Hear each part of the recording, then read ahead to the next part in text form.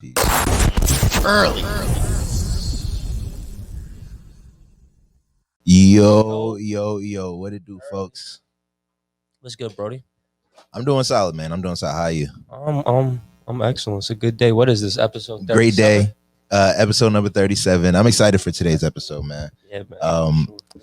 Yeah, some interesting things going. Let's get right into it. With the NBA Finals. I think the last time we were here, I think the Bucks were probably down. They were down 0-2 at that point. Yeah. Came back and tied it 2-2 with like they were supposed to. First of all, I never understand why like people get so like they get so up in arms when a team goes down 0-2. Like and they didn't have the home court advantage. Like you're supposed to in the playoffs, you're supposed to win your home game. So like when teams go down 2-0 or 0-2 and then they have two more games at home, like I don't understand why people are always like they're in trouble. No, like let's see what they do at home before we start talking about whether they're in trouble or not. I guess it's No, I feel you. I guess it's just a matter of how you evaluate what actually go. Like it's a context thing, right? Yeah. So it feels like it happens every series. Yeah. To your point, though. A lot of times, I don't know. I feel like with social media and everything right now, and then you also have like casual fans and just I don't know, like the whole mix or whatnot. A lot of people would just look at the numbers thing and just look at the 0 losses, like 2 more wins and like that's and then that's it. Yeah. And there's so much context within the game. Yes. And then, but I feel like a lot of people that actually know what they talk about will actually say that. Sometimes they're just looking within the throes of the game, like how it's actually going. Like obviously, like you just try to measure. It changes. It varies. Home court advantages. Some places and within sports, like in general, right? Some places you could be watching it and you be like, nah, bro, like that's having a factor. Like their home court is is definitely. It's why them, they're right? You know what I'm saying? And then in other instances, you'll be like for instance, like last year was interesting, like the COVID year. It's like no, home court wasn't even a thing. We're just gonna see what's home court was not even a thing. Right, but it's like with these two fan bases, ironically, it's like. I mean, I guess with any fan base in the finals, right? But I'm like, they've actually been starved, though. You know what I'm saying? These are sports towns. People don't really view them like that, but like, they love their sports. Oh yeah. And because Green Bay is in Milwaukee, bro, and they're fucking nice. Come on, you know what I'm saying? History of winning, exactly. And then even with Arizona as well, like, and that's something they've been harping on the whole season, like how their home court is different. You know what I'm saying? So it's a good matchup between them. And it's like you also feel like you got players that their composure is somewhat affected by that too. You know what I'm saying? I guess just because of the age of everybody. It's a young playoffs. This is a young finals. Finals. It's cool. You know what I'm saying? It is cool. All over, but you're seeing how everybody reacts. Yeah. You got to do like Cam Johnson on the Suns. Like that boy got no fear, like he just jumping into the play. And I'm not saying anybody fearful, but but that sticks out. Like, you know what I'm saying? A lot of the people that are having the biggest impacts in the series are youngins. You know what I'm saying? Right. Of course, Chris Paul is there, but Chris Paul's been don't get me wrong, he's had a great playoff run for all intents and purposes, but like some games he's just like there. Especially this series. I think I saw he's averaging like 4 turnovers a game or something like that. Had a humongous turnover at the end of the game 4. You know what I'm saying? What's interesting too is like, because Chris Paul, although, we don't need to say too much about him, he's one of the greatest point guards ever or whatnot, but he's never played this long ever in any season. Facts. And Chris Paul has damn. He's been known to be nicked up. You gotta do this again, bro. I'm trying to tell you, his whole career. How many more games left? His whole career. It's July right now. Bro. What's crazy, and the NBA doesn't usually go this long. Exactly. We're usually done in June. You know what I'm saying? So like it is July. You know what I'm saying? Because I saw the MLB All-Star game happening at an hour before a finals game. I was like, what the fuck is going on right now? Or maybe it was the day before a finals game, and I was like, damn, MLB is like right in the throes of things. You know what I'm saying? And when you take into fact that like he's also had a lot of knick-knack injuries. Yeah. He's also undersized guard and shit like that. Yeah. He's kind of crazy because a lot of people were trying to think maybe something might be wrong with him or anything like that. But I was like, no, it could just be like this is just the playoffs. Yeah. This is how it is. And the attrition factor is something we might overlook because how well he's played to this point. But then you have to be like, damn, bro, it's 36. Like, you know what I'm saying? Asking a lot for this dude. Like, so And in one perspective, you could be like, what do you expect? Y'all gotta kind of like step it up. But at the same time, it's like, yo, bro, this is the series. This is it. There's nothing like, after this. After this, bro, fuck it. Like, you know what I'm saying? Yeah, you can take all the time you need once this is over. You know what I'm saying? Bro, because I truly feel this is it. Yeah. Unless he's on like, you know, some missionary shit again, leave the Suns, go to a title. If he goes contender. that, then I'm not ruling out. He could get it, but this would be. Wait, so you don't think the Suns can contend for another title with him? I don't. Look, like with the team that they have now, they can contend for another title. I'm not going to say that the team is not capable. Yeah. I just don't think it's going to happen. I just think the West is just too competitive. It's too competitive. And like how we had spoken over the phone and even last week, I think a lot of things went their way. A lot of things had to strike, and given you have none of those things going for you next year, do I think the same? Although I have to also take into account, as long as y'all get better, which y'all should, and y'all keep CP3, because that's not a given. Yeah. But as long as they keep CP3, they could be in the mix of things, but I still don't believe it. I have multiple teams that would get there before them. Facts. This helps them, though, with the experience. They're not going to be shaken next year. Oh, yeah, 100%. Teams got to watch out for that. 100%. And that's why, like, a team like even with the Mavericks, like, even if they make some series additions to their team, I'm still going to be like, bro, experience go a long way. Big facts. Go a long way. Big facts. So we'll definitely see. I'm still gonna. I can't recall who I had said winning this series. You said Phoenix. I said Phoenix. Did you say Phoenix? We gonna have to go back and check the tape. I felt the Bucks should win. Yeah, but Phoenix. I think it was like something like that. Well, Bucks now that it's tied 2-2, how do you feel? Shit, let's make a not a new prediction, but you know, update the prediction a little bit. Man, I'm gonna go ahead with who has the home court advantage here? The Suns, but they have to win today. How are the Suns the 2 seed and have the home court advantage? What you mean? This is different. I know it's different. It's a record. Conferences. Is it the record? Oh, okay. Yeah, that's how they always. Yeah, I was gonna say because like I just felt like you have the number one. Yeah. Nah, different conferences. Okay. So do about a record. I think I'll go with the Bucks. Yeah. I'll go with the Bucks. Let's take it to the other side. Now that since we're talking about the Bucks, let's talk about the Bucks a little bit, because something that I was talking about before is how like the Giannis slander. Right, the Giannis slander that you got if Sean and Urel are in here this week, Brooke is right here. You know what I'm saying? You led the Giannis slander last week, but I'm not going to like tell you to double down or anything. It's not about doubling down or anything like that. It's just about like, bro, like, did he change your mind at all over the last 2 games? Nah. So this is how it is. It's not a matter of changing mind, because I know Giannis is a beast, but like I told you earlier in the week as well too. I was like, you know, I kind of just wanted to make it very clear that it's more so a matter of, I guess, how I've came up watching ball and what I'm expecting out of players and shit like that, right? So how I view his game is very ugly. I'm always gonna stand on that. But if we talk about it, this game is ugly. Who decides what's ugly and what's pretty? Yeah, I'm not. Yeah, that's the whole other thing. Put the ball in the cup. But like that's what we want. Put the ball in the cup. And then to add to that too, it's like I was also taken to a fact that I feel as like your status on the team, then that should be like throughout all the quarters, and you should also be the one to finish it. But then I was really thinking it to myself. I was like, well, you know, like playing advocate with myself. I'm like, well, why are you on a team?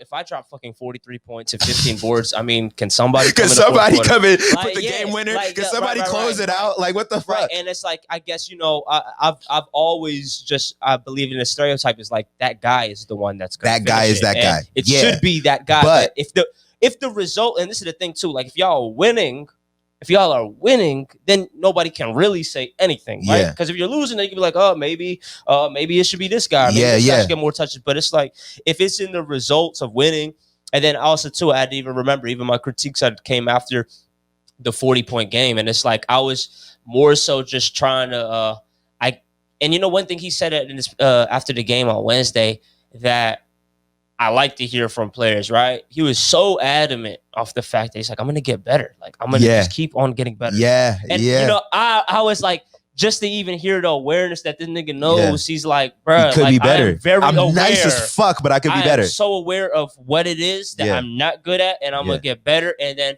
So if we put hypotheticals, if this nigga And what is he not good at? Free throws, are you 3-point shots, his mid range, mid range 3-point free throws. Like, okay, yeah, and this is the thing. Again, that's not.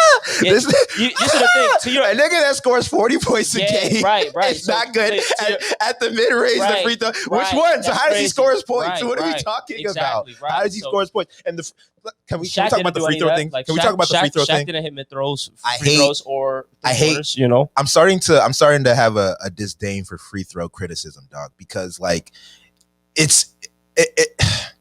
If the nigga can make the 2-pointers, I don't care if he can make the 1-pointer. No, bro, because this is the thing. Like, it just doesn't apply to Giannis. If you go to Ben Simmons, yes, it is. Yes. It's a thing. It does matter. Like Ben Simmons is not Giannis, so it's like, yo, bro, if you're gonna go 0 for 10, can you drop 30 buckets, please? If you're gonna go over 10 from the free throw line, but like Giannis is gonna drop 40 points and go over 8 from the free throw line. So what? You're mad he didn't have 48, whatever it is. Yeah, and I'm saying it's like, okay, so the nigga didn't go for 48 points, but he went for 40.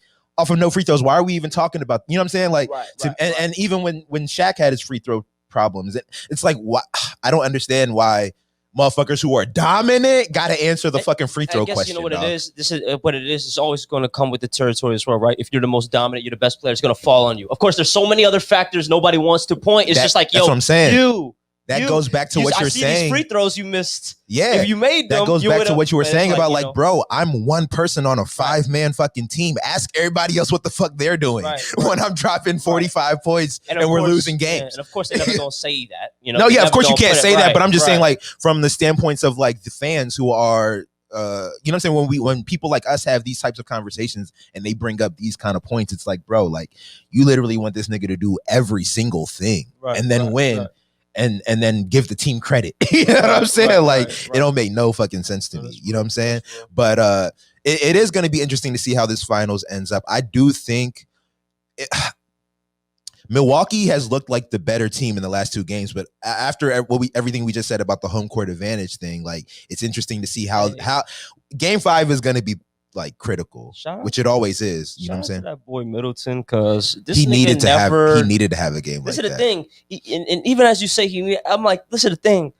Before this playoffs, nigga never dropped over 40s. Niggas done it like 4 or 5 times. Yeah. Like I'm looking at this dude like he's had a lot of 35-point games. It's so funny. Like every time he had a game, we're like, yo, he needed to do. And now I'm just like, yo, we need to like at least me. Yeah. I have to reevaluate how I even view this player. You've been critical of Middleton. Not that he hasn't deserved it, because he goes ghost sometimes. Like he goes ghost. But he's a star. He is a star. That's it. Like he'll put the ball in the cup. He got that. He got that with me, because it's like, yo, bro, when it matters, and I'm like, Jesus Christ, Giannis wasn't there. You're doing it. Like he's consistently. I think I saw a stat that he outscored all of Phoenix in the last like 10 minutes of the game or something. Brought up a stat yesterday, and I think I heard him say that. Clutch last 15 seconds. Him and LeBron. Him and LeBron, like, or to tie a game or to lead it or something like that. Him and LeBron had 15. The only people that have more than 15. Man, the way they be catching these stats, I'm like, that's because that's what, bro. When niggas are like, the way we edit, they do research. You know what I'm saying? Like that's what they do for like. That's like their shows are there. Like, you know what I'm saying? They're at work for 8 hours, but they're on a show for 1. So what are they doing for the other 7? They're looking up stats and shit like that. You know what I'm saying? That's just crazy. Shout out to him. And Drew actually, at least these past 2 games, definitely stepped it up. And I'm never gonna knock that. Oh, Drew Holiday. Yeah. I'm never gonna knock it, even if like he's been doing the main defense on CP. Yeah, you know what I'm saying, so that's been great. And that was another factor that people were talking about. You know, like the fact that you have one of the elite perimeter defenders, fucking almost 10 years, now like 7 years younger than you, on you, the whole game. Like, Chris Paul's he's averaging 4 turnovers a game this series, which is, I think they said in the first 2 series it was CP. Like 1. It's not CP. In the first 2 series it was like 1.5. The third series it was like 3. Now it's 4. Like you said, it is like he's getting a little later into the year, a little later into the season. He might not be used to, you know what I'm saying, being here like that. So it is what it is with that. But I do think how the way Game 5 plays out is going to really determine. It always determines like how the series goes, always. But like for sure, I'm gonna have my eye on that. As far as if Milwaukee looks good, then they might take it. You know what I'm saying? If Milwaukee wins this game tonight, I mean, to be down, tomorrow. Okay, tomorrow. than to win the game 3-2. The Suns at Milwaukee to be down 3-2. Yeah, it's going to be vicious. That's going that's to be ugly. It's going to be ugly. And what's crazy is that like, I don't want to say this because again, we already talked about how like the home court advantage, it is what it is. But Phoenix didn't look so. They looked a little demoralized a little bit. Like that's why I'm interested to see what happens. You know what I'm saying? Like. They might come out and be a whole new rejuvenated team in game 5, but they did look. I didn't like what I saw out of that. Don't get me wrong. Devin Booker was cooking. Game 4 was actually a fun thing to watch because Devin Booker was fucking cooking, bro. Man, he was cooking and hacking. It was the most crazy. It was crazy. Did you see that shit that they were talking about with like he should have had 6 fouls? No, bro. It was really. It was kind of crazy because it's like if they won, that would have been a thing, bro. And niggas would have been mad at that. Reasonably so, bro. Like, Drew, you that's raped weird. that man. That was weird. Look at this. The way that the NBA calls shit now, you like, yo, those were fouls back in the day. What? Back in the day, those were fouls. Like, so it's like, what is that? Bro, but now it's like things that were regular personal fouls or flagrant. The way Jokic got ejected from that playoff game. It's fucked up. That was fucked up. And then the thing is, he's a big dude. Like he's a big. Bro. That's the first thing. He's a humongous dude. The dude, he was clearly swiping for the ball, and the man, like, he just so happened to meet his elbow. It was so inadvertent. Cool. But the thing is, bro, I literally saw a hack like that though the next game in another series. Literally, a motherfucker got smacked in the head. You know what I'm saying? And he didn't get. I think it was either a flagrant one or a regular personal foul. You know what I'm saying? It was crazy. But it's very inconsistent with the calls. We got to get that looked at or fixed or whatever. I don't know what's going on with that, bro. Officiating has just been it's becoming officiating is a sport in itself, a little bro. Stain. It's becoming a little bigger, every season, bro. Yeah. Like even this, I don't know how people feel about it. I'm good off replays. I don't care. Oh, you're good off the replays? I don't care, bro. Like this is the thing. I understand. Sometimes they're valuable. This is the thing. I understand it gets accurate and shit like that, but it's like. The NFL had that many years, so y'all niggas never implemented that shit. And now when it gets implemented, I'm like, I don't care for like 10 minutes being input to the game for y'all niggas make decisions. That's weird. Y'all fucking, and this is the thing. Like if you talk about the game, tired, y'all literally giving niggas 10-minute timeouts. Yeah, like you're resetting the game in a way. Like it's so weird for the sake of, let's see, we got to get it right. It's like, and the crazy thing is, dog, all these cameras, but they do gotta get it right, though. They do gotta get it right. There's been too many. There's been too many instances where motherfuckers made mistakes. I'm talking about like 5 years ago, 10 years ago, when motherfuckers made mistakes and motherfuckers were like, "Oh, I wish we had instant replay." Bro, but this is the thing, bro. Just as much mistakes are being made with the instant replay, so that shit is kind of crazy. That's crazy.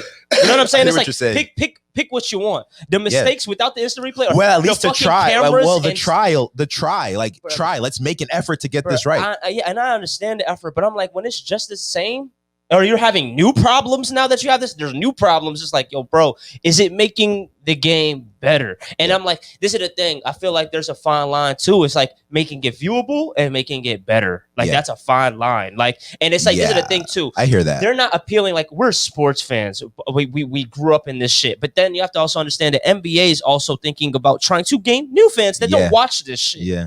So maybe that would turn casual fan, like they call and I'm like, they make a big emphasis on that. I'm like, look, man, just don't forget, like, don't forget the people that what made this shit it. Don't forget the day oneers. How about let's put a better standard on the refs? Are the refs as good as they? The refs are as great as they can be. What are you talking about?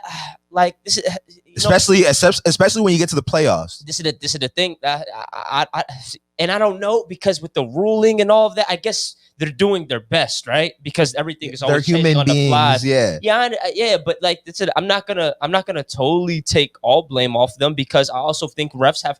This is the thing. Like when you say the human may make mistakes, I'm not talking about that aspect of being human. I'm talking about that aspect of being human, that you have emotions in you. And it's like, dog, I literally be thinking calls happen. It's like, dog, don't try me. Like you'll get the tech, and it's like, yo, bro, the tech. It's not supposed to be a tech, bro. Like the refs are now empowered to the point that they can weaponize their own shit on the game. Literally, not everybody does it. They be in there like, bro, say something else. Say something else. Bro, that's wild. That's wild. Like, bro, like some timeout shit. Like, bro, Hey, don't try me. Don't try me. Try me. Bro, that's not the game. That's not the game. That's not the game. Yeah, I like, hear that. I don't want to know y'all names. Like, Yeah. I don't want to. Like, how do no, bro? Steve Jazzy and bro. I don't know. So, I think that's the only one I know. These are factors Jazzy. that blow me. These are factors that blow me. Of I hear course, that. I understand what the use is for and all that, but I'm like, ironically, there's still so many problems with the gameplay. What the fuck? Like, y'all niggas keep trying because to it'll never be perfect, bro. Like, the thing is, it'll never be perfect, but you have to strive to get there. That's okay, the thing. So you have to strive to get there. I understand that, but before that, what was a critique though? Was there a critique? The critique was that when you go back and look at the replay after the game, you see a mistake was made, but nothing can be done. No, but that wasn't like. All I'm saying is there wasn't like a big missed call. I was like, yo, we need to. There was not a thing. I'm sure there was. I'm sure there was, bro. This every been around for playoffs, 50 years. I'm saying, there is nothing in the year right before they did that. That was like, we have to make the change now. Well, no, these things usually get talked about over time. So like usually you'll be talking about it for 3 or 4 off seasons, and then you implement it in a particular season. You know what I'm saying? So like the thing about replay is you hear it all the time, bro. Like all these like Derek Fisher 0.2 3-point shots releases and Robert Horry 0.3 second releases. Right. Motherfuckers be looking back at that. I'm not saying those ones in particular, but there's particular quick release threes or missed calls out of bounds where the ball goes off somebody and you give it to somebody else, and you go back after the game and in the post game and you're looking at the replay and you're like, oh, like this is clear as day. Why didn't we look at this during the game? But you know what I'm saying? Like now they look at it during the game. I'm saying even with the NFL and with the NBA, when they get the call wrong, what do we say? Oh, it's humans, bro. They're doing their best. Yeah. What the fuck? What you mean you're doing your best? I gave you the shit. Yeah, the footage is there. Yeah, you can't tell me you're doing your best. Well, call bro. So no. Like the replay usually like no, but there's been many replays that is consent. Like, bro, we see it. Yeah, make the call. How the fuck you're looking with that call? You're looking at it like 7-8 times, man, bro, prolonging the game. I'm just like, bro, because I really try to I'm trying to understand, but then after a while, it's like, y'all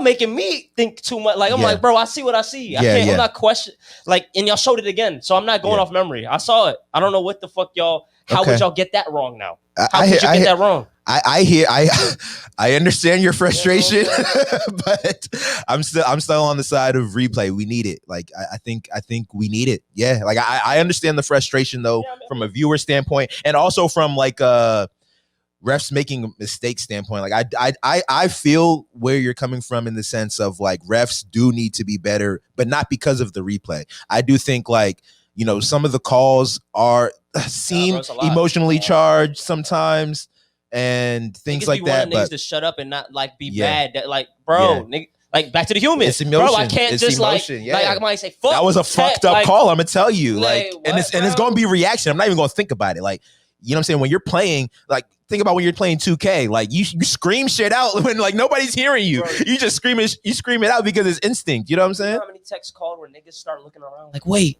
Yeah. What? Like that was a tech? Yeah. Yeah. Hey, I hear that. Be crazy. I hear that. But okay, let's move on to Tyler the Creator's new album. We both, I think I got hip to it this week. I don't know if you did as well, but we had talked about it before. And I think it's worth mentioning because I was never really like a humongous Tyler the Creator guy. I'm not like mad at him at all, but I just was never like big on him. You know what I'm saying? But that call me if you get lost goes dumb. If you watching and you know what I'm saying, listen to the Tyler the Creator album, let us know like what you think so we can go off of what kind of, you know what I'm saying, vibes y'all got from the album. But I loved it. You know what I'm saying? What's crazy is I stumbled upon it. Right. I went to Spotify to listen to like I just put on like a Wayne playlist, you know what I'm saying? Right. And the first song that came on was that Hot Wind Blows, Tyler the Creator and Wayne. And I was just floored. I was just floored. First of all, okay, let's start with the drama, the DJ drama thing. Cause we had talked about this before. I think Drama being on that album makes it. And Drama was on somebody else's album earlier this year too, or maybe last year, like on the album. And cause we always hear Drama on mixtapes, you know what I'm saying? But can't remember which one. He was on somebody's album, like doing the mixtape drum shit that he does. Yeah. And I'm like, bro, more people should do that. Like, you know what I'm saying? Like, I don't. But you were also saying that like some people get annoyed by that. Like, and I'm also gonna pose the question to the comments. Like, do y'all fuck with drama screaming on people's albums, screaming on people's tapes? Because I love it. Love it. You know, it's kind of like the conversation we just came from, like with the basketball. It's about how you come up.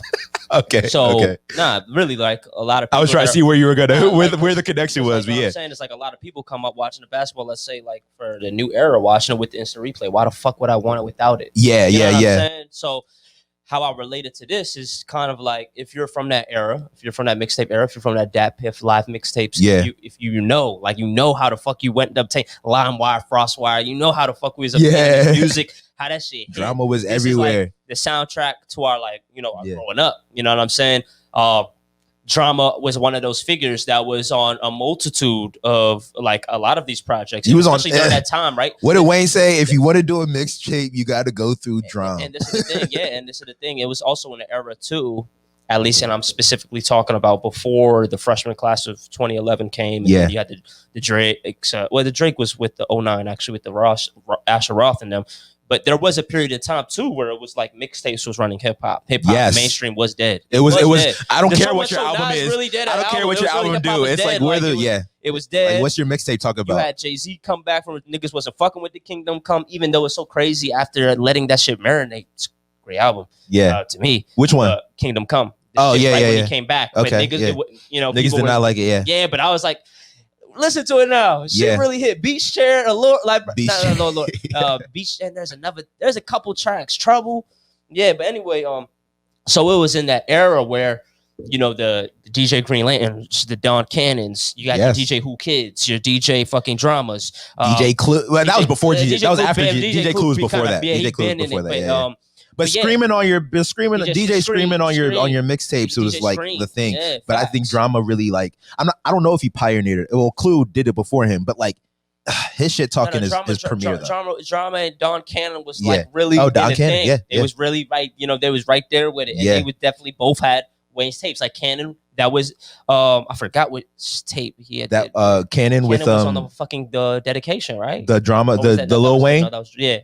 How do you do, motherfuckers? Is Weezy Baby? Yeah, that's dedication too. That was Canon, right? Yeah, that's Canon with Freeway. Yeah, that's like, dedication too. This is epic shit. Epic. The ketchup like mayonnaise, like bro. I remember this is 7th grade, middle school. I'm like, bro, yeah, this is crazy. But yes, yeah. So then just take it back to like the Tyler now, and this is something we had discussed previously as well. I think like Tyler, from being in that area, because like Tyler is a peer. He's one of us. Yeah, he's a peer in terms of age-wise, and everything like that. So. Generation-wise, it's fair to say we probably came up on some similar influences and inspirations and shit like that. So he's from that era. So a dude like Tyler understands the significance of going ahead and intertwining that into his project as well. Yeah, and it's going to ingratiate himself with a large base of people that they don't know how they feel about Tyler. Maybe I don't know how I feel about Tyler, but I know I fuck with Drama. Although Tyler has a humongous fight, he's one of the most prominent artists out there, and bro. That's like why vice versa. Yeah, this is so huge for DJ Drama. Mad people are like huge for DJ Drama. Yeah, mad people because of Tyler. Mad people are like, what is this? What is? Why is he screaming through the song? Exactly. I can definitely see how they're. You might get turned off if you're not hip to what's going on.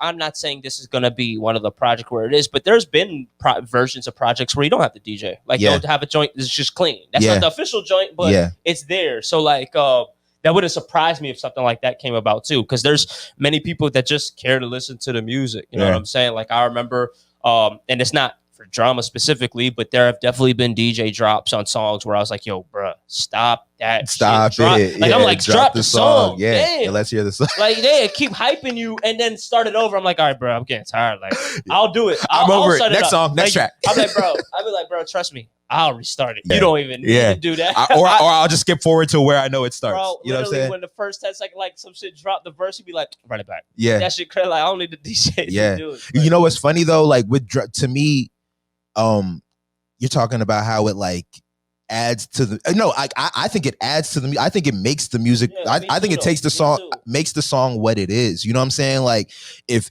Tyler were to drop say another rendition of the album that didn't have Drama's screaming on it, it would be different. It would be a different thing. Like I don't think it would give me the vibes because you mentioned the like taking you back to the mixtape era, like the nostalgia of when like the album opens and you hear like Drama for the first time. Like that was when I was just like, I literally got chills, bro. I was like, oh, this is gonna be a treat. You know what I'm saying? Like it's gonna be a treat. And then Tyler's just actually spitting on that joint. And like, that's the thing though. It sounds crazy because like you traveled to that point of actually listening to it through like this vehicle of nostalgia. You went to play some Wayne. I went to play some Wayne. To go play some Lil Wayne. And then that How Wind Blows, that's probably my favorite track on there. Yeah. And then boom.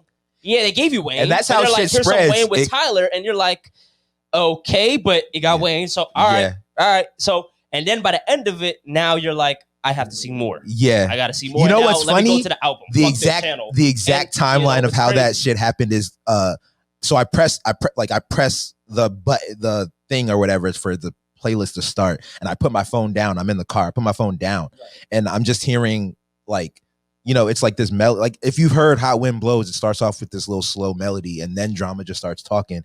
And I don't know what I'm listening to at this point. I'm just like, oh, what the fuck is this? You know what I'm saying? Like just listening to it. I don't check my phone to see what it is. I'm just like, okay, like let's see what this is. And then motherfucking and then Tyler comes on and starts spitting. I'm like, oh, this must be off of his new album. And I'm just listening to the song because I'm like, oh, this nigga got Drama on his album. Like that I fuck with.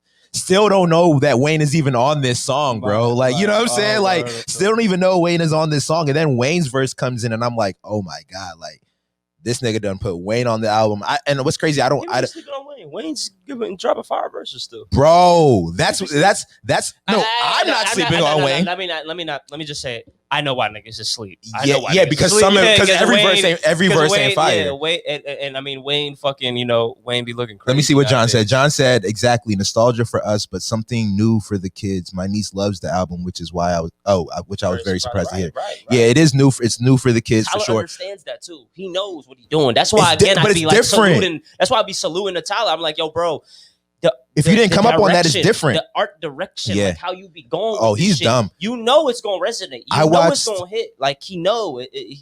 I watched. I watched. He definitely is because I was listening. I watched some like clip on either TikTok or Instagram or something like that where he was like in his own little like studio session, right? And he was literally like in the keyboards, like adding the shit to his songs like in real time in a way that I just hadn't seen before, especially not from him. And it's like, dog, like some Pharrell, like some Pharrell or Timbaland shit. You know what I'm saying? And it's like, other than Pharrell, it's very rare that the nigga that's on the track is also the one that's making the track. You know what I'm saying? It's very rare. There's a few people that do it. A lot of people that do it, and a lot of people that do it well. I'm not saying he's the only one, but like it's rare, and it's a big flex. And I didn't know Tyler was on that kind of time. I just didn't know. I wasn't hit because again, like I'm just not. You know what I'm saying? I know the cultural relevance of Tyler and Odd Future and all that type of shit. Just I haven't really been. It hasn't been in my ears. You know what I'm saying? So. Like, I know, like, I'm sure this probably isn't the best selling album that he's ever dropped. You know what I'm saying? I'm just like, it's crazy. And also, I did see something that, like, a lot of the songs are on the they debuted on the Billboard Top 100, like, damn near half the album. You know what I'm saying? Right. So that just goes to show you something. But I think he's a humongous star, though. Like, motherfuckers be waiting for him to drop. You know what I'm saying? The same way they be waiting for Drake to drop. Maybe not the exact same way they wait for Drake to drop, but, like, same way they wait for like Kendrick or J. Cole to drop, they be waiting for. He's one Tyler. Of those. He's one of those our spectacles, those hip hop elites, cultural spectacles in a society where it's like, and I would even I guess you could I guess you could say that, but I'd more so view him in this. He's like part of this group where they've been able to capture multiple generations within their movement that they're going on, and that in itself.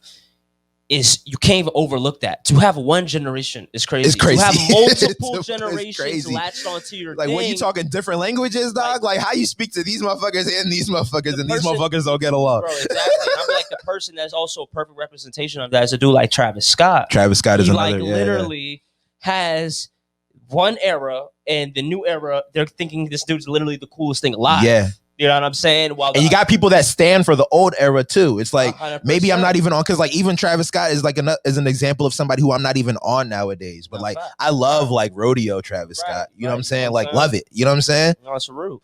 So and inevitably, I mean, how when you like evaluate like these career paths, these are also the people that it's like it's not limited to music. Yeah, and that's not irony. That's a big fact. Not, it's also built like that as well too. These are brands, it goes hand in hand. Brands at this point, and I'm like, when the brands are truly like the art is held at the forefront of the brand, like it's gonna shine through. They're gonna raise their bar. That's always what they're gonna do. Try to do new experiences. Tyler, like through the past decade, will drop project, boom, go to network, boom, Adult Swim. He damn near fucking runs like that shit. Yeah. Do that so much shit. Squad There's a Loiter Squad. Do skits. Fucking fashion. You know what I'm saying? You can't overlook that. Niggas in the fashion heavy.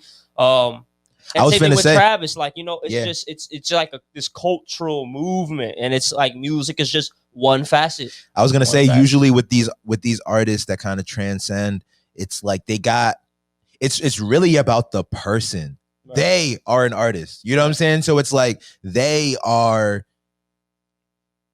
like literally in their personality. It's to create, it's to do shit a little bit different. It's to like be like Tyler the Creator, for what I see in him through like content that's out there for the general public. Right. He's like a weirdo, not like a weirdo, but like, you know, he kind of like gets off on being like black, like outlandish and like kind of like crazy. I mean, Loiter Squad is a crazy ass show to be on fucking Adult Swim, but like that's like, you know, you can kind of tell like that's kind of who, even the fucking name Odd Future, you know what I'm saying, what that whole shit is like. Those guys are weirdos and not weirdos like weird. I'm not I'm not insulting, but like they're themselves, and that transcends through everything that they do. So when you say that they're in the fashion, like you one person might look at Tyler the Creator and be like, oh, like he's like trying to make statements with his outfits or whatever the fuck, like not necessarily like fashionable or like stylish, although he can be, but sometimes he's just being like weird. You know what I'm saying? And that's the thing. I feel like the reason why a lot of things work for him is it's not for shock value. Sometimes people just don't realize, like, wait, I feel like Tyler sometimes is for shock value, but like that's who he is. It's like I do want to like, and that's the thing. I think it's funny to shock you. I guess it's more so. It's like that's just, I guess, a plus. This is who I am. The intent was not to elicit the response from you all. I knew it would elicit. It wasn't to go viral. It was to like make the person who I did it to laugh or something. And that's the more so where it's like why Tyler also, I feel like he has so much significance in today. It's because after a while you're like, oh, it's not an act. Yeah. 100%. So from the this beginning, is who he is. Yeah. So from the beginning, it actually behooved him to know that like you'll have that shock value to you. Yeah. But literally, that is not my intent. So it's kind of like it's a sweet spot. It's like, dog, everything I do, it's fucking a fucking debate. Yeah. And I swear to God, like, I'm not doing this for you. Yeah. This is literally how I move. I'm just and it goes to the point where it's like, dog, a lot of people don't truly live their life unreserved. Like everybody will think about things and it's like shit you want to do, you're not gonna do it. And that's why you're not that person. You know better. You know exactly. It's like you have these these like you care what people think. You care what people think. There you go. You have a little thing, like you have restrictions on you that you willingly place. Yeah. And then when you will see other people that may not do that, and some people obviously are consciously doing that, maybe not really want to do that, but then there's other people, it's like, yeah, conscious or not, like this is what the fuck I was gonna do, and those people inspire people. You'd be like, wow, man, I need to be more I need more like that person. I totally fake it to make it. Fuck it, I'm gonna be this now. And so all in all, man, it's very crazy. Still is like, I think if you really think about it, still many projects. I mean, hopefully I was finna say there are some other projects that are out that people are kind of raving about, but shout out Pierre Bourne, you hit me to the Pierre Bourne project. That probably came out a couple weeks ago, or like 3 weeks ago or something, maybe a month ago. Yeah, that joint's still bumping. Pop Smoke released the track list of his album that's about to come out. Okay, the features on there look crazy. Okay. But it's not even like, I don't know, he's not like a guy that strikes me as somebody who even like needed features like that. But like, I'm interested to see how. I'm interested to hear it. Really? No. Well, people are reacting to the track list itself. Like people are going crazy over the track list. It's gonna be another. The timing is gonna be good. Summer is gonna be that little summer vibe. Good. I guess I mean, I don't even the last album. I didn't there's select songs I liked. Yeah. I'm not gonna say I like the album. I fuck with Pop Smoke's vibe though. I fuck with Pop Smoke. I fuck with his vibe. I feel like his voice is. I fuck with motherfuckers that got a distinctive ass like voice and style and flow. Like if you got a distinctive voice, a distinctive like flow, like ways that you put rhymes together. I don't know. I'm always listening to you. You know what I'm saying? Posthumous albums, they always, I don't know. They're just, it's not a matter of the music. The music could very well rock. I just think it always sucks. Yeah. Like, damn, John said the track list is a bit insane. Yeah, it is. It's got like Kanye on it. It's got 21 Savage on it. I can't remember who else. Let me try to see if I can pull that joint up. But it's gonna be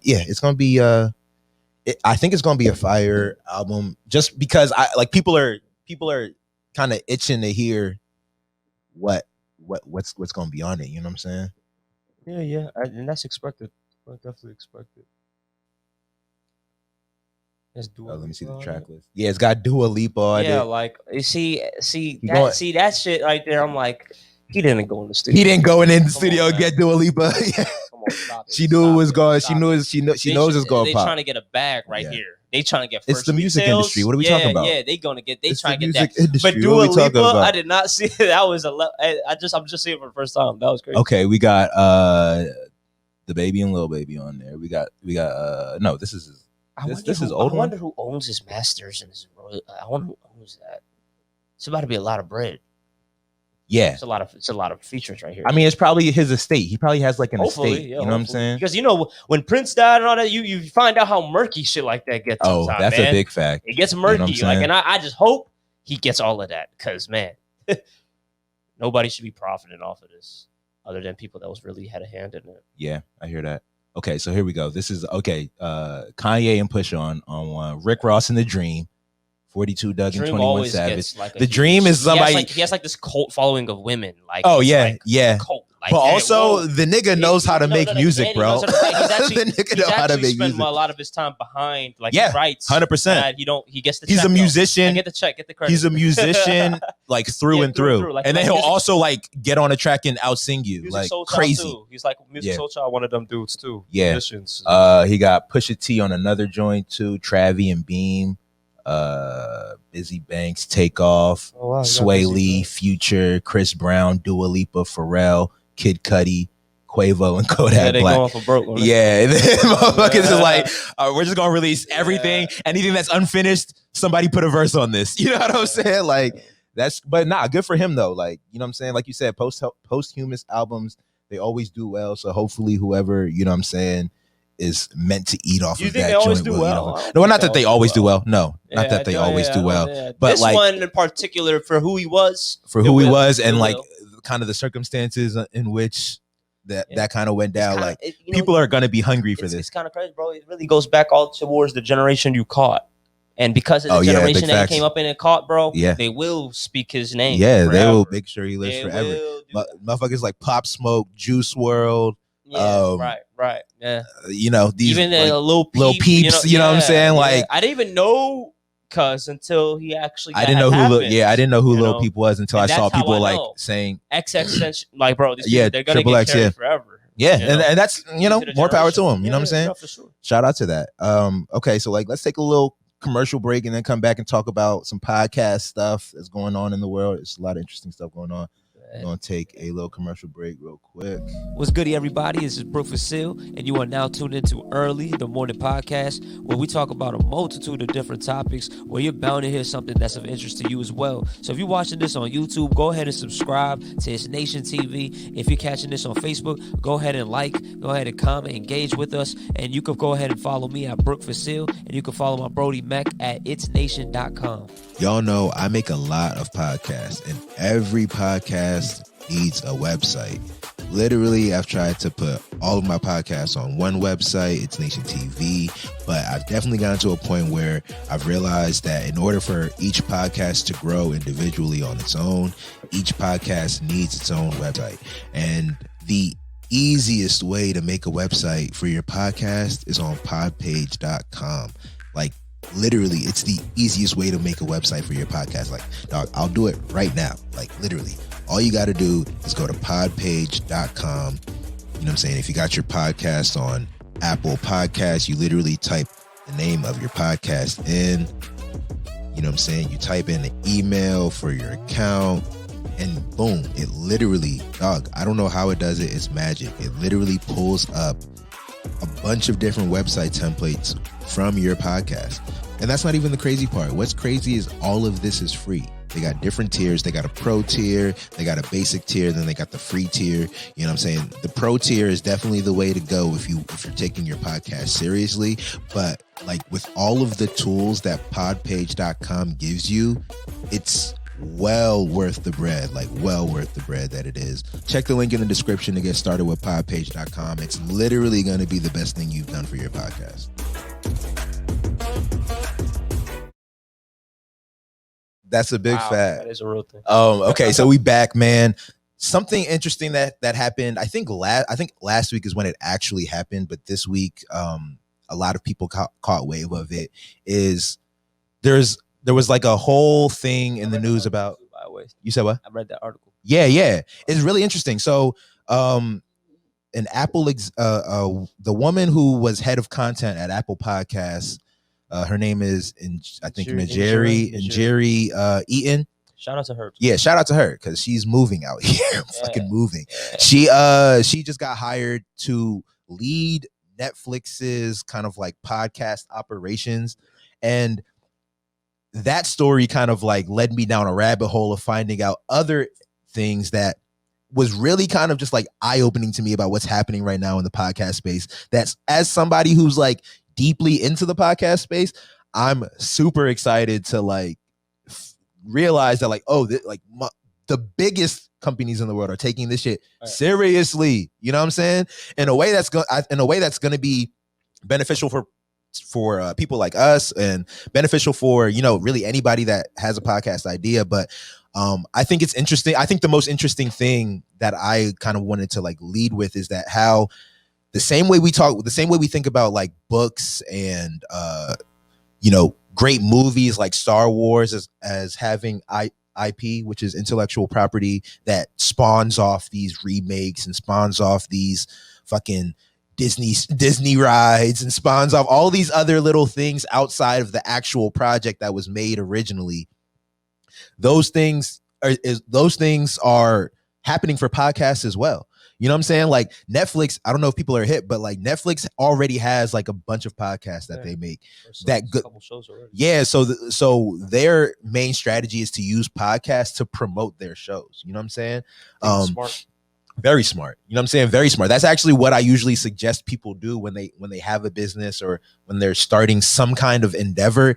Start a podcast just to have like a weekly or a bi-weekly or monthly thing that people can expect. You know what I'm saying? And in that podcast, you can then talk about, do whatever you want. You can promote whatever you want, whatever, but you need like a weekly meeting. You need a meeting spot for people that, you know what I'm saying, will be your potential audience. You know why I feel that's viewed as so important now more than ever is because, you know, the internet has evolved. These digital spaces have evolved so much so that now it's to the point where it's like, your consumer has gotten smarter, and it's also at the point there is not one message for all. There is not one way that people will receive information.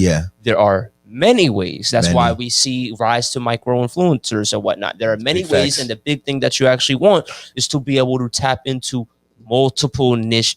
Yeah, so that you can grab. It's not like I'm gonna stay on Instagram and grab just on Instagram. It's like, no, I'm gonna grab what's on Instagram. I'm gonna grab what's on podcasts. I'm gonna grab what's on YouTube. You know what I'm saying? Like, and those are different. Literally, the podcast can also elicit a whole different viewer. Fit into the show. And sometimes that's the type of content that somebody might need to even delve into something, because maybe I am not. For instance, right? And it's not like, they have a podcast. I didn't listen to the podcast, but like Game of Thrones had a podcast affiliated with it as well, too. And I can see now just how the conversations had between the show and the podcast, and maybe a lot of like the parallels that you can make with today or whatnot, could make somebody like, oh, wow. Like the conversation that you're having off of this show, like based on the show, I would think that is not for me. But this conversation you're having, this sounds like me. Big facts. And literally podcasts open that whole window to a whole new consumer offer to their shows, because what what we all were saying right now more than ever too is like these movies and television nowadays made like it's really crazy. Like they're really going next level. But how do you bring people in? And also a big thing with podcasts is it opens a conversation. It's not so much a one-way dialogue. Mm-hmm. That's all a movie series. That's it. Yeah. You're watching this. You're watching the story play out. That is it. All you have to do is all you can do is sit with it. All you can do is sit with it. Tell us you love it. Yeah. You know what I'm saying? But a podcast is you're having a lot of thoughts, a lot of conversations, and then provided this podcast is running how it's supposed to, they're giving you many outlets to go ahead and reach back at what the fuck you felt, like how you feel about this, or hit us in the comments or whatnot. So it's not one way. Yeah. It's a two-way thing. Yeah. It's a two-way thing, even if it's not necessarily live in real time. Yeah. Like, even if it don't happen in real time, it's still opened. Like a podcast can still talk on a point that you had brought up previously, and now they're building onto that. Yeah. And if you think about that from a corporation perspective, like a large point, it's like, and the muscle that they have to actually input these podcasts for these different type of shows that they want to lead into, and even let alone there might be podcasts which are not like that can be like over-encompassing. Maybe not each show has its respective podcast, but a podcast might cover this group of shows. And they've linked them in a way where it's like, y'all, we can talk about all of them in a way where it's like cohesive. Yeah. And it's all in one type shit and talk about. So I feel it's a necessity. I feel it's huge. I think that's also, this is, the streaming wars. I think they're not coming to a closure, but it's definitely in the midst. It's just in the midst of shit. I think it's in a new arena. Yeah, exactly. They're moving to a new arena, and you know what's crazy? They're quick with it. You know. Yeah, bro. You actually. So you really touched on the types of podcasts that we're most familiar with, but bro, there's I'm sure people who like really fuck with podcasts are hip to it. I tend to make the certain type of podcast that you're talking about, where it's like conversational, it's it's like this. It's like what we're doing right now. These are the types of podcasts I tend to make, right? But there's a whole like world of podcasts that are like storytelling podcasts. Like they're like facts. They're but also like dramas. Like literally, it sounds like you're watching TV. You know what I'm saying, bro? Look out! So it's like a podcast play. It's if you will. It's like a podcast TV show. Wow. It's audio, but like the sounds are there. Like bro. Check out Gimlet. Gimlet is doing some crazy things in podcasting. That's the company I mentioned earlier in an earlier show. I told you about how Gimlet started a podcast called Startup, and it was basically them building Gimlet as like it was a podcast of them building Gimlet. You know what I'm saying? So they're incorporating audio from team meetings. They're incorporating audio from personal meetings amongst the founders. They're incorporating audio from investment pitches and stuff like that. Like it's a really interesting story that they're telling in real time as they're building a podcast company. To your point, that's back to one way. There's no interruption. Yeah. This is my story. But this is the story. But also, I'm sitting there like, fuck, like I'm trying to build a podcast network. I'm sitting there like, fuck, this is the juiciest information I could have ever received anywhere. So that's what got me like hip to Gimlet. But I've also just got hip to another podcast they're producing called Mogul. Mogul is this is a platform or podcast. No, Gimlet is I know the platform. Gimlet is a company. They're a production company, but you can find them on Spotify. Spotify actually bought them, so now they're exclusively on Spotify. But Mogul is like a show. Startup is a show on their podcast network. So fucking with Mogul though, let me just shout this out because it's actually a crazy podcast. It's really lit. They tell like rap stories. So right now I'm listening to season 3. I started listening to season 3 just because it's on DJ Screw, who is really like the pioneer of chopped and screw music. The way they're telling this story on Chopped and Screw, bro. We talked about music nostalgia earlier, bro.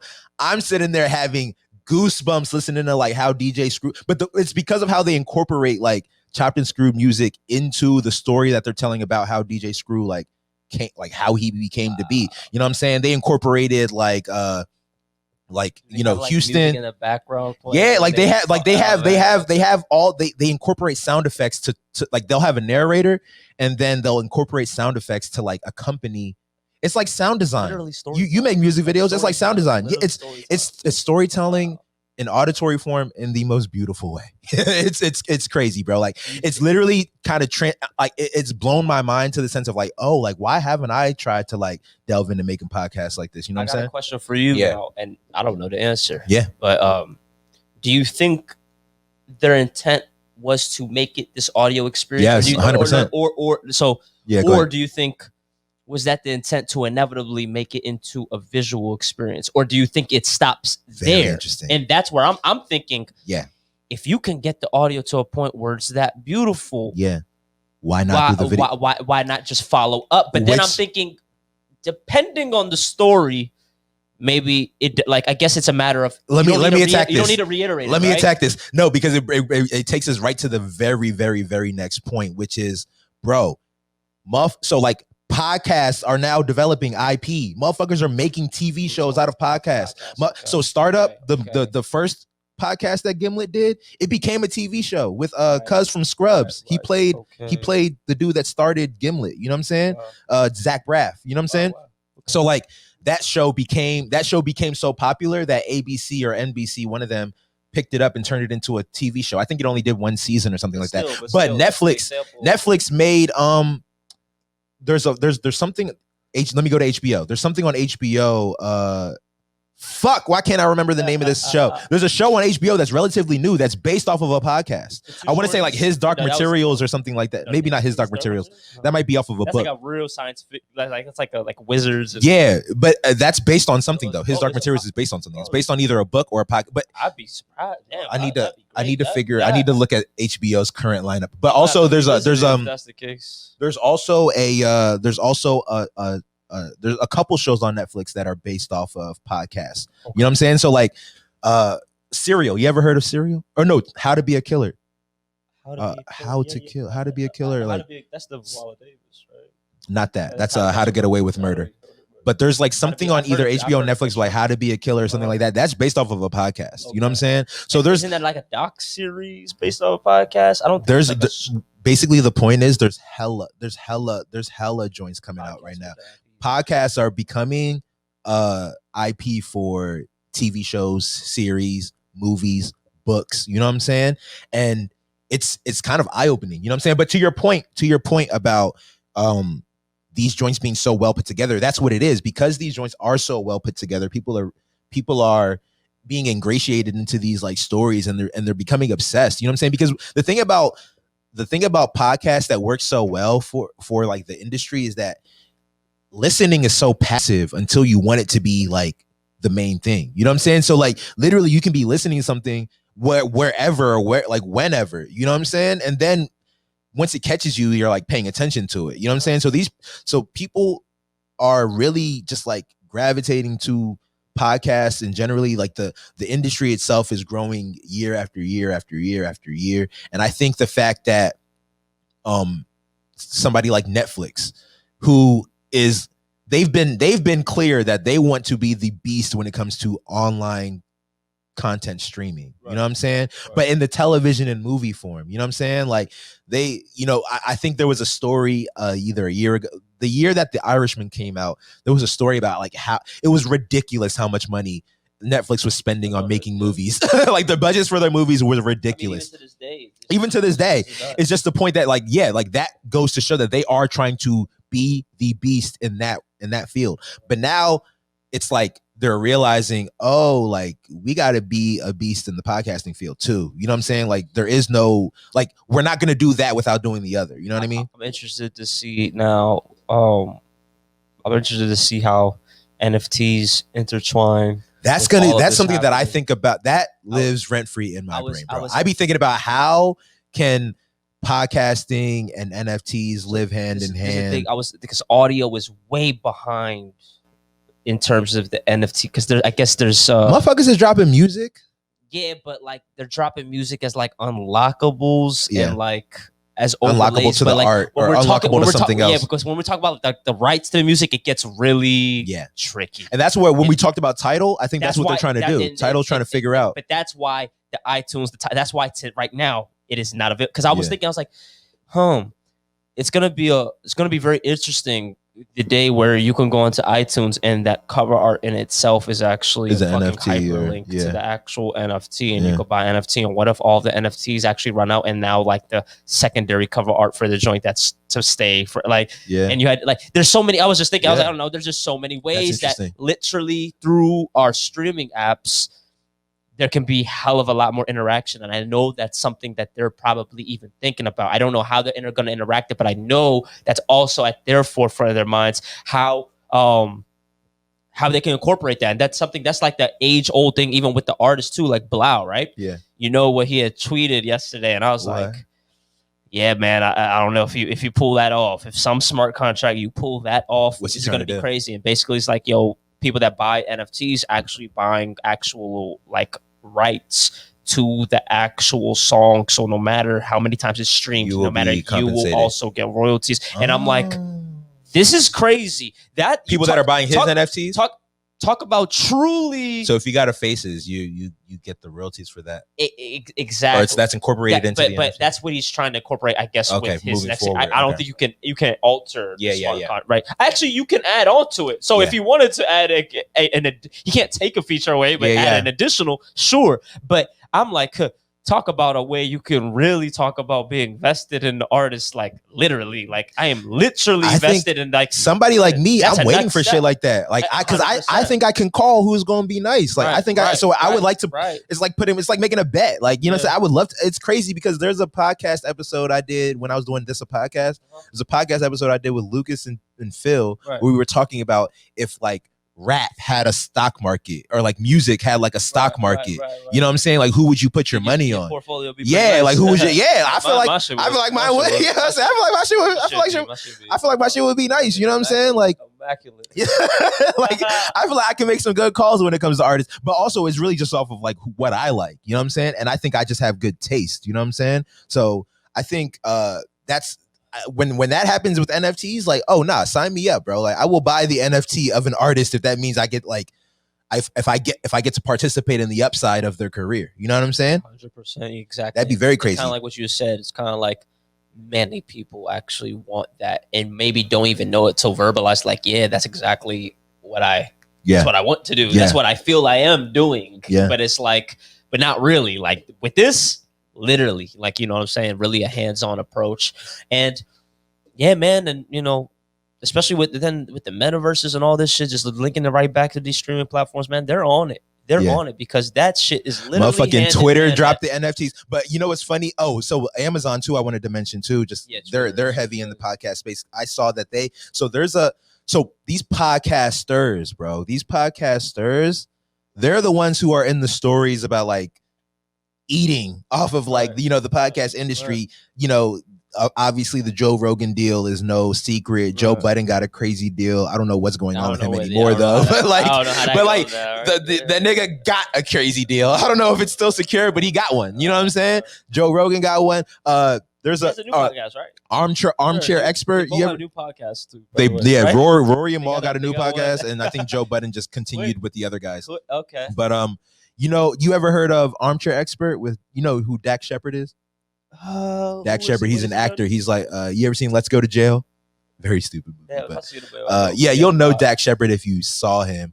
But he does this podcast called Armchair Expert, which is actually grown to be like one of the like most prominent podcasts. Like he's ended up interviewing motherfuckers like Ellen DeGeneres, like Barack Obama, fucking like Hillary Clinton. Man. Shout out to you and Kojo. Definitely put you as the first one. What? Your leisure, man. Shout out that podcast. I love. Oh, you started tapping in? Yeah, man. Yeah. Awesome. They had Shaq on there. I watched that joint. Yeah. That's my first one. I watched all of it. Oh, really? Oh, really? Yeah. Shaq was in. I heard Shaq was in there talking some interesting stuff, bro. Shaq is a really interesting dude, bro. Shaq. Yeah, bro. He kind of this motherfucker be in the Papa John's commercials. He had good perspective early. Yeah. He got good perspective early, and he stuck with it, and luckily, like it paid off. Shaq is kind of the dude that's like he'll definitely you'll know it's like upbringing. Yeah. Is a big factor. Yeah. If I didn't know. But he's also a laid back kind of chill guy. Bro, I love bro. Is there a better game cast than Shaq, Charles, Kenny, and Ernie? No, yeah, I love that shit. I mean, you know, Is there a better cast? Is there a better crew? Who would you say? I'm biased too because I grew up in that shit, man. Like, you know what I'm saying? That's how deep it is. Like, I grew up with that shit. That when Shaq came, I literally noticed that shit get levels better. Like, I fucked with that, and it was so cool too because Shaq had like his anniversary or something like months back, like on the show type shit, and Charles did too actually more recently, but they're just showing like Shaq when he first came onto the show, and I didn't peep that moment his first day. Like, you know, I just watched. I was like, oh, Shaq's on, you know, and it was just the thing. But you remember it? Is that what you're saying? No. They did the flashback and shit. I was like, damn, bro, you weren't good at this. Like, oh, word. You were not good at this. Word. Like, there's dead air and like it. Yeah. It was real weird, but like the way he assimilated to it and just. That nigga, and then he even on the you didn't watch the EY up. I didn't see the whole thing, but I've seen clips of it. He even talked about how the commercials, like how he even tapped into that. He was like, "Oh, like people are not fucking with y'all. Yeah, oh, I'm gonna fuck with y'all." And like we just like General Motors. He's like, "Oh, y'all fucking with me? Yeah." Then he's like, "That's how we gonna do it. I'm just gonna step. We gonna rock out. Big facts, and we gonna fuck with each other. That's the thing. And this is the thing. A lot of people don't even know. I didn't even know. Nigga, the rights to Marilyn Manson. I heard that. Muhammad Ali, Marilyn Monroe. Not Ali. Not Ali. Yeah, but fucking Michael Jackson. Nah, there was another one though. There was Elvis Presley. Elvis Presley. Yeah, right? He owns the rights to their music. Fucking who else? J.C. Penney owns that. I was like, wow, fucking couple things. I was like, nah, Shaq is. He's gonna be a trillionaire when this is all done. But fucking shout out to John. He said, shout out to EYL. He's actually one of the people who had told me about EYL, but he said no, they're under a little fire. No, I think he means in a good way. They're under. Oh, wait, are they under a little fire? Under a little fire. Oh, under a little fire. You ain't trying to be. I thought he meant like they got like a fire lit on their. I thought he meant like they're lit. Like I thought he said, are they under fire? John, if they're under fire in a bad way, please explain. Please elaborate on that comment. But I was gonna say that they're definitely booming right now because they're definitely. Now they're backed by like Charlemagne the God and that his Black Effect podcast. Payola? Not a good way. Payola. Oh, they've paved their way. But the thing is, let's unpack this because if we're talking payola, the way I understand is when you pay your way to get things, right? Okay. Isn't that what payola is? I believe so. When I think of payola, I think of like musicians paying DJs to play their music or whatever, something like that. Okay, so they're paying for what advertisement? I'm not sure, but yeah, let's see what he says. Okay, people paying them to get on the podcast. Oh, that makes sense. That's a service. Like, yeah, that makes sense. That makes sense. They're coming. That's a business model. If they come on. If you got something to talk about, but the thing about like when you got the big people like Shaq and you got the big people like Rick Ross and stuff like that, I chalk that up to they got Charlemagne the God attached to their name. Like those people are not paying because management coming in. Because I don't know. I don't think like when Shaq coming in, I feel like Shaq is not paying them. That's Shaq is doing them a favor. And all that. He's doing them a favor. The guests on the show where it's like they didn't pay. You knew this was like a good look for them. But when you see this trucker made $1 million trucking, you know what I'm saying? It's like that motherfucker paid to get on there. Of course. To be honest, it's promo for you. And I saw the episode and I'm like, to be honest, I think that's beautiful for both parties. Sides. Yeah. I think that's beautiful for both sides. Podcasts cost money to do, dog. To be honest, I'm like, because that trucker, he's also in these industries where it's like, bro, like shit costs. Like this is media. It's marketing. It's marketing. The platform. I see who's already came onto your. You already got 1 million motherfuckers tuning in. You know what I'm saying? And like it's like, you know what I'm saying? It's like you got two. You know what I'm saying? You got two niggas. Like, bro, like this is a vibe. You know what I'm saying? Like, you saying you're not allowed to do that? And what? I'm not asking necessarily you this, John. I'm not attacking you with this question, but like, in what world are you not allowed to like charge money for people to come onto your platform? I'm more so like. You paid the fee to come on, so you wanted to come on. Literally, the news do that all the time. When you see motherfuckers on like Good Morning America, and it's like a no name, like you know what I'm saying, promoting a product or something like that. They paid to do that. Like that's like this is the media. Like you know what I'm saying, like media, because there's only a couple of ways to make money in media. You're giving out content. You only make money through like advertising or through merchandise, you know what I'm saying? That's really the two main ways. Like you got to make money through in other ways or through donations and shit. Trust me, even with that trucker doing anything like that, I'm like I feel like what was I gonna say? I feel like that definitely behooved his brand, and I didn't even know. Yeah. I'm gonna definitely check in. He said it's not. I'm gonna definitely. Yeah, he said it's weird, but I need to, legalities is something I need to definitely prioritize. Definitely a little bit more when it pertains to like a lot of these industries, because it's a lot of shit. It's a lot of shit. You know what I'm saying? Yeah. But and I wouldn't think. I would think that's. I'm like, yeah. I mean, I think that was standard practice. I thought that was standard practice when you want like an interview and like we didn't reach out to you. It's like, well, why do you want an interview from us? Because there's something valuable here. You know what I'm saying? Like, I don't know. Like, I don't know. But I do understand. I mean, I don't know, especially in this time where it's like, bro, like anyone can go and start their own media thing. So like, you really don't. So there shouldn't be some kind of entitlement of like, oh, like, I should use this platform just because I want to, you know what I'm saying? Or just because like I have something I want to promote. I don't know. I don't know the legalities behind it. I've never really heard much about it, but like it's kind of interesting. What he said? He said, send the link. Yes, yeah. Send that joint. But I think that's interesting. But yeah, I think we kind of got because EYL is a podcast who's actually like I think I think the thing though with maybe EYL in particular is that like they did start off like kind of like us in a way, like guys who were just like at a table talking shit, and then they really grew into like, kind of like the leader in how to build, passive income or just like can't recall their side hustles and stuff. I can't recall their names, but one of them actually is a fighter. Rashad and what's the other name? Rashad and I can't remember which one of them that did this, but it's also like what they do. He kind of even uses the podcast to leverage his actual profession as well, because he's a financial advisor, I think. So, so and they have trade groups and shit like that. So the way I just kind of view it as like, you know that meme? I'm like, bro, this is how you gotta be everywhere. You gotta know how to channel things and revert things back to other things. And, 100%. Make things connect and keep the bridges open. Like you can always get back. Like, you know what I'm saying? That's a big fact. I think it's cool. I think it's cool. So we can just leave it at that. I'm super excited for the world of podcasting, the future of podcasting, and just when I thought like. Not that I thought it was like on its way down. I just didn't know. Like I thought this is what it is. Like this is what it is. This is where we are. Right. The streaming platforms like Netflix and Amazon Prime and stuff like that. They do what they do, and then the like iHeart Medias and the what I'm saying, the radio type joints, the Sirius XMs, they do what they do. Right. But nah, like what I'm saying, like it's going Netflix. The behemoth of it all is coming into the space. Right. So it's like it's crazy. It's gonna be crazy to see what happens with that, and Amazon as well. Like it's gonna be interesting. I've really been ingratiated in that whole world over the last like couple weeks, so I'm like really jazzed up about it. But that's pretty much that. You got anything you want to wrap up with? Gonna drop today. Jelani, Old to Me visual drops today, directed by yours truly. That's the joint you shot out in LA or something? No, we had shot that. We shot that here in Maryland. Okay. But that's the one that we had a big, large cast for. Shout out Ferg. Shout out. Oh, big cast. Nice. Shout out Akanga. Yeah, everybody that pulled out on set to help and shit. So we're gonna drop that today. So I'm gonna drop a little trailer on my page later today. Nice. Gonna help John out a little bit.